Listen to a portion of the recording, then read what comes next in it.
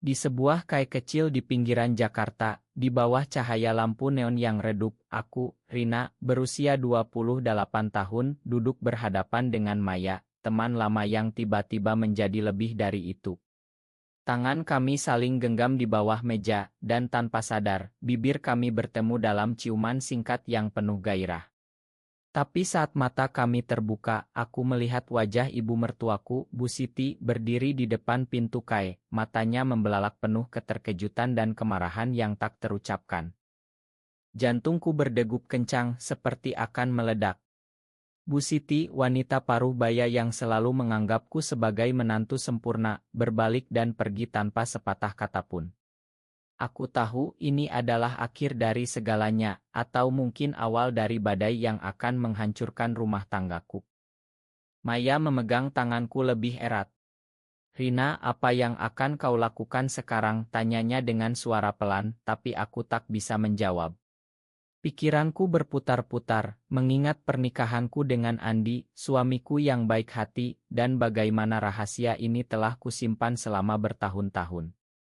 Aku lahir dan besar di keluarga konserati di Bandung, di mana pernikahan adalah kewajiban dan cinta sesama jenis adalah dosa yang tak termakan. Tapi Maya, dengan senyumnya yang hangat dan pemahamannya yang dalam, telah membangunkan bagian diriku yang selama ini kutidurkan. Malam itu, aku pulang ke rumah dengan kaki gemetar. Andi sedang menonton di ruang tamu, Bu Siti duduk di sampingnya, wajahnya dingin seperti batu. Rina, duduklah, kata Bu Siti dengan suara tegas, tapi ada getar di dalamnya. Andi memandangku bingung, tapi aku tahu badai akan segera datang. Bu Siti mulai berbicara, suaranya rendah tapi menusuk. Aku melihatmu tadi di kai. Dengan wanita itu. Apa artinya ini, Rina? Kau sudah menikah dengan anakku. Matanya penuh air mata, campuran antara marah dan kecewa. Aku merasa dunia runtuh. Bagaimana aku bisa menjelaskan bahwa pernikahanku dengan Andi adalah pilihan aman untuk memenuhi harapan keluarga, tapi hatiku selalu tertarik pada wanita. Andi bangkit, wajahnya memucat. Apa yang Bu katakan? Rina, katakan ini tidak benar.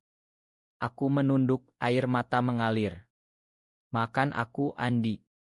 Aku mencintai Maya. Kata-kata itu keluar begitu saja, seperti beban yang akhirnya lepas. Tapi harganya mahal. Andi menatapku seolah aku orang asing, lalu berbalik dan pergi ke kamar, membanting pintu. Bu Siti mendekat, tangannya menyentuh bahuku. Kau tahu ini salah, Rina. Di Indonesia, ini bukan hanya soal hati, tapi soal agama, keluarga, masyarakat. Kau akan menghancurkan semuanya. Aku menggeleng, tapi dalam hati aku tahu dia benar. Konflik batin mulai menyiksa, apakah aku egois karena mengikuti hati, atau pengecut karena selama ini berpura-pura. Keesokan harinya, keluarga besar berkumpul. Ayah dan ibuku datang dari Bandung, wajah mereka penuh kekhawatiran. Bu Siti telah menceritakan semuanya. Rina, kau harus putus dengan wanita itu, kata ayahku dengan suara tegas. Ini bukan pilihan, ini kewajibanmu sebagai istri. Tapi aku tak bisa. Maya adalah bagian dari diriku yang hilang. Maya meneleponku siang itu. Rina, aku tak mau kau menderita karena aku. Mungkin kita harus berhenti. Tapi kata-katanya justru membuatku lebih teguh. Aku memutuskan untuk bertemu dengannya lagi, di taman kota, di mana kami pertama kali bertemu sebagai teman kuliah. Di sana, di bawah pohon rindang, kami berbicara panjang lebar tentang masa lalu. Maya, berusia 30 tahun, adalah seorang desainer grafis yang sukses, tapi hidupnya juga penuh rahasia. Dia pernah menikah singkat, tapi bercerai karena alasan yang sama. Masyarakat kita belum siap, Rina. Tapi apakah kita harus menunggu selamanya, tanyanya. Aku mengangguk, tapi ketakutan tetap ada. Sementara itu, di rumah, Andi mulai menjauh. Dia tidur di sofa, tak lagi berbicara denganku. Bu Siti yang biasanya cerewet, kini diam, tapi matanya penuh penilaian. Aku merasa seperti tahanan di rumah sendiri. Setiap malam, aku bergulat dengan pikiran, apakah mencintai Maya berarti mengkhianati keluarga? Apakah aku layak bahagia jika itu menyakiti orang lain? Konflik mulai memuncak ketika Bu Siti memanggil pendeta lokal untuk berbicara denganku. Ini adalah godaan setan, Rina. Kau harus bertobat, katanya. Aku menolak, tapi itu membuatnya lebih marah. Kalau begitu, kau bukan lagi bagian dari keluarga ini, ancamnya. Aku pergi ke kamar, menangis sendirian. Tapi di tengah kesedihan, aku mulai memikirkan pilihan. Apakah aku harus bertahan dalam pernikahan palsu, atau memilih kebebasan dengan harga kehilangan segalanya?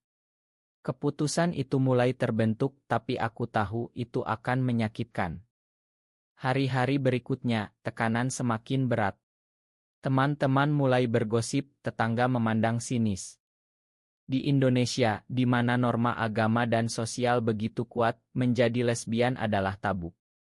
Aku merasa terisolasi, tapi Maya menjadi penyanggaku. Kami bertemu diam-diam, berbicara tentang mimpi kami untuk hidup bebas. Tapi satu malam, Andi pulang mabuk. Kau telah menghancurkan hidupku, Rina, teriaknya. Dia melempar barang-barang dan Bu Siti berusaha menenangkannya. Aku mundur, takut. Itu adalah momen di mana aku sadar, keputusanku bukan hanya tentang cinta, tapi tentang keselamatan. Akhirnya, aku memutuskan untuk berbicara terbuka dengan Andi. Aku tak pernah bermaksud menyakitimu. Ini bagian dari diriku. Andi mendengarkan, air matanya mengalir.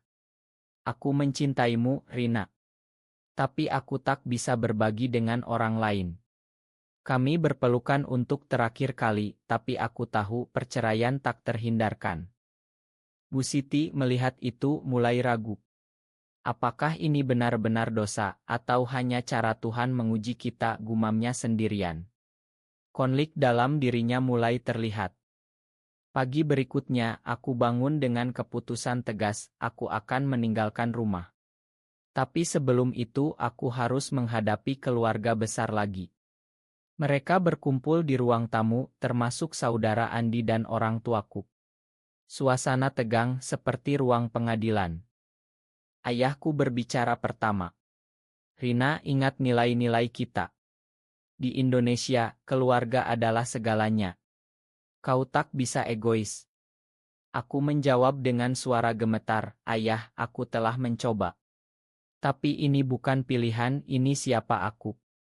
Debat panas terjadi, dengan Bu Siti yang biasanya mendukung Norma, kini mulai diam, memandangku dengan tatapan berbeda. Maya menungguku di luar, di mobilnya. Saat aku keluar, dia memelukku. Kau kuat, Rina. Kami pergi ke apartemen kecilnya di Jakarta Selatan, tempat di mana aku merasa bebas untuk pertama kalinya. Tapi kebebasan itu datang dengan harga. Aku kehilangan pekerjaanku sebagai guru karena gosip menyebar ke sekolah. Di apartemen kami berbicara tentang masa depan. Maya dengan karirnya yang stabil menawarkan dukungan. Kita bisa mulai baru, mungkin pindah ke Bali di mana orang lebih terbuka. Tapi aku ragu. Bagaimana dengan keluargaku? Mereka tak akan pernah memakan. Sementara itu, di rumah Andi, Bu Siti mulai mempertanyakan keyakinannya. Dia membaca buku tentang psikologi dan membuka internet untuk mencari informasi tentang orientasi seksual. Mungkin aku salah, gumamnya. Andi yang awalnya marah, mulai sedih. Bu, aku tak mau kehilangan Rina sebagai teman.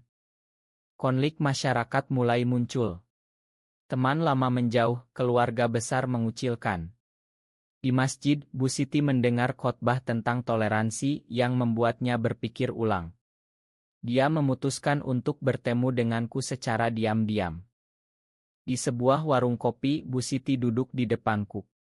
Rina, aku tak setuju dengan pilihanmu.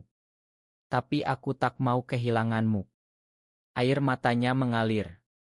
Aku terkejut. Bu, kenapa? Dia menjawab, karena kau seperti anakku sendiri. Dan mungkin masyarakat kita yang perlu berubah. Pertemuan itu menjadi titik balik. Aku mulai merasa ada harapan. Tapi kemudian Andi menelepon. Rina, aku ingin cerai. Tapi aku tak mau musuhan. Kami bertemu di pengacara, menandatangani dokumen dengan hati berat. Itu adalah pengorbanan besar. Aku kehilangan stabilitas finansial, tapi mendapatkan kebebasan. Maya dan aku mulai membangun hidup baru. Kami bergabung dengan komunitas lebih kecil di Jakarta, di mana kami bertemu orang-orang dengan cerita serupa. Tapi tekanan sosial tetap ada. Satu hari, saat kami berjalan di mal, seseorang memandang sinis dan berbisik, lesbi. Aku merasa terluka, tapi Maya menggenggam tanganku. Abaikan mereka. Bu Siti mulai berubah. Dia mengunjungi kami secara rahasia, membawa makanan. Aku belajar, Rina. Ini bukan mudah, tapi aku mencoba. Konflik dalam dirinya jelas, antara keyakinan agama dan cinta keluarga. Tapi masalah baru muncul. Saudara Maya yang konservatif mengetahui hubungan kami dan mengancam akan melaporkan ke polisi. Di Indonesia, meski tak ada undang-undang langsung, diskriminasi tetap ada. Kami panik. Apa kita harus lari? Tanya Maya. Aku memutuskan untuk menghadapi. Aku menelepon saudara Maya dan berbicara. Ini cinta kami. Tolong pahami. Dia marah, tapi akhirnya diam. Itu adalah risiko besar, tapi berhasil. Sementara itu orang tuaku mulai melunak. Ibu menelepon, Rina, aku rindu kamu. Aku menangis. Aku juga, Bu. Perlahan jembatan dibangun kembali. Tapi tinggi Tro datang ketika Bu Siti jatuh sakit. Andi meneleponku. Bu sakit jantung. Dia minta maaf. Aku pergi ke rumah sakit, di mana Bu Siti berbaring lemah. Rina, maafkan aku karena memaksamu. Aku memeluknya. Bu, aku juga maaf. Itu adalah momen penyembuhan. Keluarga mulai berkumpul lagi, meski dengan ketegangan. Andi punya pacar baru, dan dia bahagia. Aku melihat perubahan dari pengkhianatan ke penerimaan. Setelah Bu Siti pulih, dia menjadi pendukung tak terduga. Dia bergabung dengan kelompok dukungan orang tua anak belajar tentang hak asasi. Aku tak mau anakku menderita seperti dulu, katanya pada Andi. Andi yang awalnya pahit, mulai memahami. Rina layak bahagia. Maya dan aku memutuskan untuk hidup terbuka lebih jauh. Kami menghadiri acara Pride kecil di Jakarta, meski risikonya tinggi. Di sana, kami bertemu aktivis yang berjuang melawan diskriminasi. Itu menginspirasi kami. Tapi masyarakat tak selalu ramah. Satu hari, di tempat kerja Maya, bosnya mengetahui dan memecatnya dengan alasan samar. Ini tak sesuai nilai perusahaan. Maya marah, tapi aku mendukung. Kita lawan ini. Kami mengajukan gugatan meski peluang kecil di Indonesia. Konflik etis muncul, apakah kami egois karena memperjuangkan hak, atau bodoh karena menantang sistem? Aku bergulat dengan itu setiap malam. Bu Siti membantu secara diam-diam, menggunakan koneksinya untuk mencari pengacara. Ini untuk kalian, katanya. Itu adalah pengorbanan besar baginya, karena teman-temannya mulai menjauh. Orang tuaku akhirnya datang berkunjung. Ayah yang keras duduk dan berbicara. Aku tak paham, Rina. Tapi aku tak mau kehilangan anakku. Itu adalah langkah besar. Tapi pengkhianatan datang dari dalam. Seorang sepupu menggosipkan ke media sosial, dan cerita kami menjadi viral di grup lokal. Ancaman datang, pesan HT, telepon ancam. Kami takut. Maya ingin lari ke luar negeri. Australia mungkin menerima kita. Tapi aku ragu. Ini tanah air kita. Kita harus bertahan. Keputusan sulit, bertahan atau pergi. Aku memilih bertahan tapi dengan hati-hati.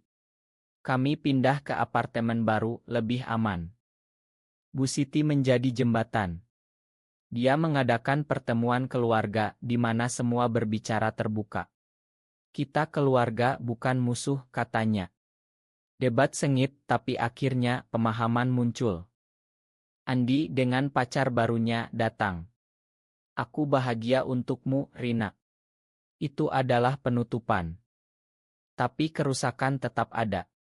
Aku kehilangan teman, pekerjaan stabil. Maya juga. Tapi cinta kami lebih kuat. Konflik puncak demonstrasi anti di Jakarta. Kami tak ikut, tapi Bu Siti melihat berita dan menelepon. Hati-hati anakku. Itu adalah bukti perubahan. Perlahan kehidupan normal kembali. Aku dapat pekerjaan baru sebagai relance writer, menulis tentang isu sosial. Maya kembali bekerja sebagai desainer independen. Tapi pertanyaan tetap, apakah pengorbanan ini sepadan? Tahun berlalu, tapi luka belum sembuh total. Maya dan aku merayakan ulang tahun hubungan kami yang kedua, di pantai Bali, jauh dari keramaian Jakarta. Di sana, di bawah matahari terbenam, kami berjanji untuk saling mendukung. Tapi bayangan masa lalu tetap ada. Kembali ke Jakarta, Bu Siti semakin aktif di komunitas. Dia berbicara di seminar kecil tentang penerimaan keluarga. Aku pernah salah, tapi sekarang aku belajar, katanya. Itu membuatnya kehilangan beberapa teman, tapi mendapatkan yang baru. Andi menikah lagi dengan wanita baik. Kami diundang ke pernikahan meski ragu. Di sana, kami bertemu sebagai keluarga. Terima kasih telah melepaskanku, bisik Andi padaku. Aku tersenyum, tapi hati pilu. Konflik baru, orang tuaku ingin cucu. Rina, pikirkan masa depan. Aku menjelaskan, tapi mereka kecewa. Itu adalah momen di mana aku sadar, pilihan cinta berarti mengorbankan mimpi keluarga. Maya ingin anak, tapi kami tahu sulit di Indonesia. Adopsi tak mungkin untuk pasangan sejenis. Kami memutuskan untuk tidak, tapi itu menyakitkan. Suatu hari, ancaman nyata datang. Kelompok radikal mengetahui alamat kami dari gosip. Mereka datang ke apartemen memprotes. Polisi datang, tapi tak membantu banyak. Kami trauma. Bu Siti datang, marah. Ini tak adil. Dia menggunakan pengaruhnya untuk melindungi kami. Itu adalah pengorbanan, reputasinya rusak. Kami memutuskan pindah ke Yogyakarta, kota lebih liberal. Di sana, kami mulai lagi. Aku menulis buku tentang pengalaman secara anonim. Itu menjadi hit kecil di kalangan progresi. Tapi pengkhianatan dari Maya. Tidak, tapi keraguan muncul. Apakah ini layak, tanyanya suatu malam. Aku meyakinkan, tapi dalam hati aku juga ragu. Keluarga berkumpul lagi untuk lebaran. Bu Siti mengundang kami. Di meja makan, suasana canggung tapi hangat. Ayah berdoa, termasuk untuk semua anak kami. Itu adalah kemajuan. Tapi masyarakat luar tetap keras. Berita tentang undang-undang anti-LGBTI membuat kami khawatir. Kami bergabung dengan aktivisme online berjuang untuk perubahan. Itu berisiko, tapi perlu. Konflik puncak, Maya sakit dan aku merawatnya. Di saat itu aku sadar, cinta ini nyata meski mahal. Bu Siti datang berkunjung. Aku bangga padamu, Rina. Itu adalah kata-kata yang tak pernah kuduga. Hidup berlanjut dengan pasang surut. Maya sembuh dan kami semakin kuat. Kami membuka kai kecil di Yogyakarta, tempat aman untuk komunitas. Di sana, kami bertemu banyak cerita serupa, memberikan dukungan. Bu Siti pensiun dan pindah dekat kami. Dia menjadi nenek angkat bagi anak-anak teman kami. Ini keluarga baru, katanya. Andi punya anak, dan kami menjadi tante. Keluarga melebur kembali meski tak sempurna. Tapi luka masa lalu tetap. Aku sering bermimpi tentang hari itu di KAI, dan bangun dengan keringat dingin. Masyarakat berubah pelan. Lebih banyak dukungan meski diskriminasi tetap. Aku menulis artikel tentang perjalanan kami menginspirasi orang lain. Maya mendesain poster untuk kampanye. Di akhir, aku bertanya pada diri sendiri, apakah semua pengorbanan ini benar? Dan pertanyaan untukmu, apakah mencintai seseorang dari jenis kelamin yang sama selalu salah, atau justru masyarakat yang perlu berubah?